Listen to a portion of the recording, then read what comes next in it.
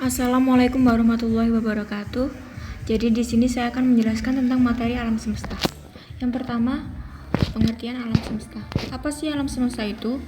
Jadi alam semesta merupakan semua ruang dan waktu serta segala isinya, yaitu planet, bintang, galaksi, dan semua bentuk energi dan materi. Ruang keseluruhan alam semesta belum dapat diketahui. Namun, kita dapat mengetahui besar alam semesta yang dapat diobservasi. Diameter alam semesta yang dapat diobservasi adalah 8,8 kali 10 pangkat 26 meter atau 93 miliar tahun cahaya. Selanjutnya, ukuran alam semesta. Ukuran alam semesta kita saat ini diperkirakan 13 miliar tahun cahaya ke segala arah. 1 tahun cahaya adalah jarak yang ditempuh cahaya dalam 1 tahun, yaitu sekitar 9,46 triliun kilometer atau 63.000 kali jarak bumi ke matahari. Cahaya dipakai sebagai satuan ukur karena cahaya adalah benda tercepat di alam semesta.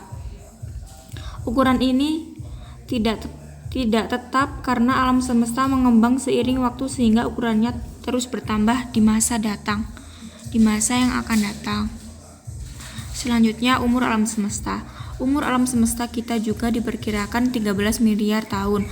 Hal ini dikarenakan laju pengembangan bagian terjauh alam semesta hampir sama dengan kecepatan cahaya itu sendiri. Selanjutnya, ruang gerak alam semesta. Ruang gerak di alam semesta adalah 3 dimensi, di mana semua objek dapat bergerak dalam ruang yang tersaji secara matematis oleh 3 sumbu saling tegak lurus, kiri, kanan, atas, bawah, depan, dan belakang. Selanjutnya, isi alam semesta. Pada dasarnya, alam semesta terisi oleh materi dan energi. Materi dalam alam semesta secara kasarnya terkumpul dalam hierarki berdasarkan sistem. Struktur terbesar dalam alam semesta adalah superkluster filamen. Ya, di sini selanjutnya menjelaskan tentang objek-objek dalam alam semesta. Yang pertama, superkluster filamen. Superkluster filamen adalah kumpulan dari puluhan hingga ratusan kluster galaksi. Gravitasi bersama mereka mengikatnya menjadi filamen dengan panjang 300 hingga 900 juta tahun cahaya, lebar 150 hingga 300 juta tahun cahaya, dan tebal 15 hingga 30 juta tahun cahaya.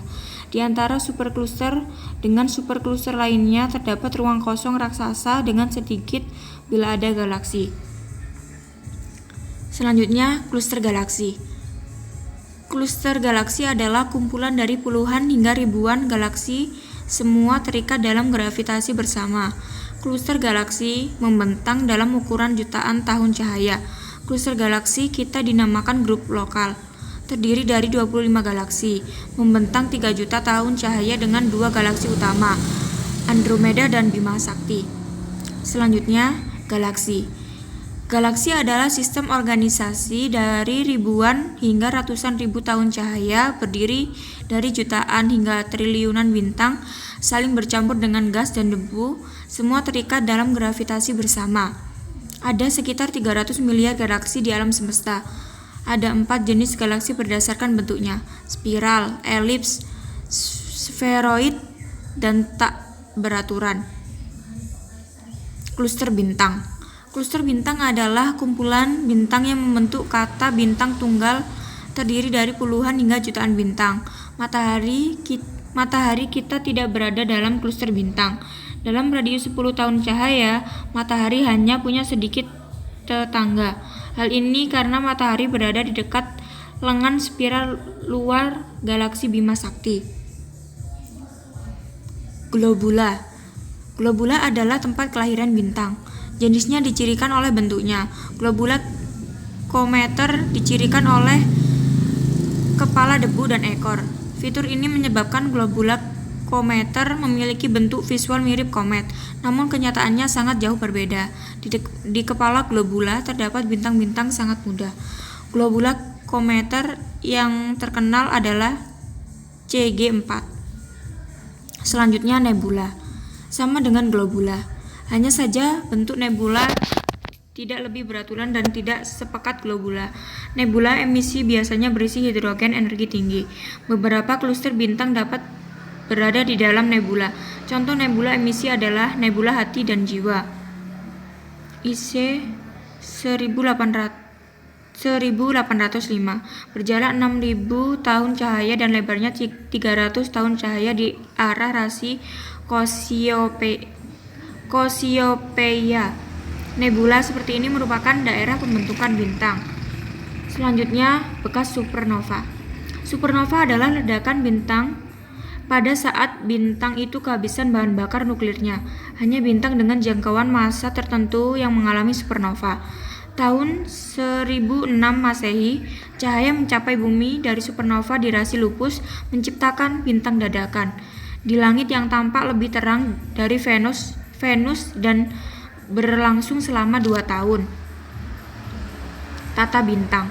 Tata bintang adalah sistem organisasi sekitar 1 tahun cahaya terdiri dari bintang dan jutaan hingga triliunan benda langit kecil, dari planet, komet, asteroid, meteoroid, satelit, debu, dan gas, semua terkait dengan gravitasi bersama.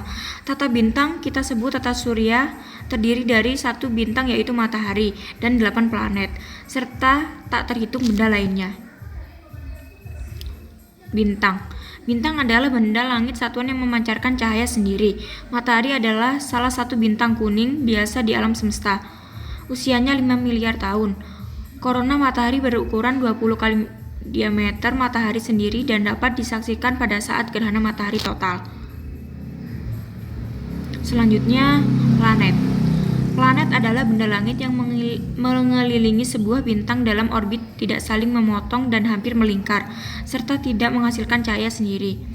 Tata surya diakui memiliki 8 planet. Planet dibedakan dari bahan penyusunnya, yaitu planet batu dan planet gas. Contoh planet batu adalah Mars, Bumi, Venus, dan Merkurius.